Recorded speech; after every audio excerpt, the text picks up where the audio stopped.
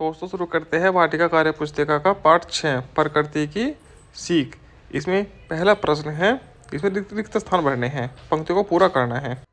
इसमें भरना है, पर्वत कहता शीश उठाकर तुम भी ऊंचे बन जाओ, सागर कहता है लहराकर मन में गहराई लाओ, समझ रहे हो क्या कहती है उठ उठ गिरकर तरल उमंग तरल तरंग, भर लो अपने दिल में मीठी मीठी मृदुल उमंग, पृथ्वी कहती धैर्य न छोड़ो कितना ही हो सिर पर भार, मन कहता है फैलो इतना ढक लो तुम सारा संसार। ठीक, प्रश्न नंबर 2 पर चलते हैं। प्रश्न 2 है, नीचे दिए गए शब्दों के अर्थ सरल भाषा में लिखिए। इसमें एक उदाहरण दिया गया है मर्दुल। मर्दुल का अर्थ होता है कोमल। दूसरा शब्द है शीश, इसको सरल भाषा में बोलेंगे सिर, सागर को बोलेंगे समुद्र, पृथ्वी का धरती, नभ का आकाश, गहराई का गंभीरता, भार का बोझ या वजन भी लिख सकते हैं। प्रश्न नंबर 3 पर्यायवाची शब्द लिखिए। इसमें उदाहरण दिया गया पर्वत।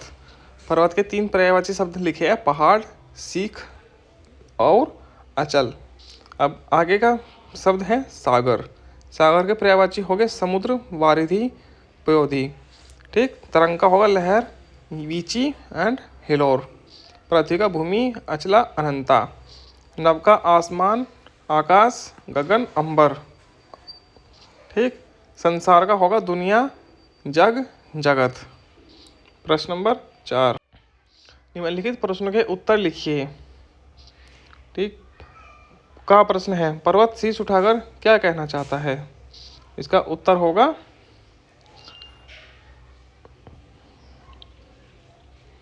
पर्वत शीश उठाकर कहना चाहता है कि तुम भी ऊंचे या महान बन जाओ। दूसरा प्रश्न है, सागर के लहराने से क्या तात्पर्य है? इसका उत्तर होगा सागर के लहराकर कहने का तात्पर्य है कि अपने हृदय में जोश भर लो, जिससे बड़े से बड़ा लक्ष्य प्राप्त कर सकोगे। गा प्रश्न है, धैर्य न छोड़ने का संदेश कौन दे रहा है? इसका उत्तर होगा धैर्य न छोड़ने का संदेश पृथ्वी दे रही है। घा है, नभ क्या कहता है? इसका उत्तर होगा नभ कहता है कि ऐसे कार्य करो कि तुम्हारी कीर्ति पूरे संसार में फैल जाए। अब प्रश्न नंबर 5, सही जोड़े बनाइए।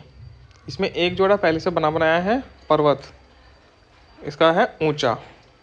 ठीक, आगे के हो गए सागर लहराना, पृथ्वी का धैर्य, नभ का फैलाना। प्रश्न नंबर 6, नीचे दिए गए शब्दों के तुकान शब्द लिखिए। तुकान शब्द क्या होते हैं? तुकान शब्द होते हैं समान ध्वनि वाले शब्द। इसमें हम लिखेंगे मन का क्या लिखेंगे? मन का हम तन लिख सकते हैं, तन। इतना का कितना, सागर का गागर, भर का नर, सर, कुछ भी लिख सकते हैं, समान ध्वनि वाला शब्द होना चाहिए। तरल का गरल। ठीक, प्रश्न नंबर 7 पर चलते हैं।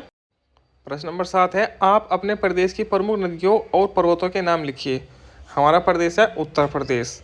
उत्तर प्रदेश की सबसे प्रमुख नदी है गंगा, यमुना, शारदा, गंडक, गोमती, चंबल, बेतवा, केन, कर्मनाशा, कल्याणी, कुंभारी और रामगंगा। और रामगंगा उत्तर प्रदेश की सबसे लंबी नदी है। ठीक, और प्रमुख पर्वत कौन कौन से हैं? विंध्याचल पर्वत और शिवालिक पर्वत आदि।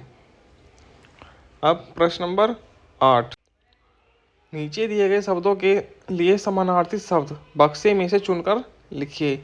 इधर राइट साइड में जो 10 शब्द लिखे हैं उनमें से ही चुनकर इनके समानार्थी शब्द लिखने हैं।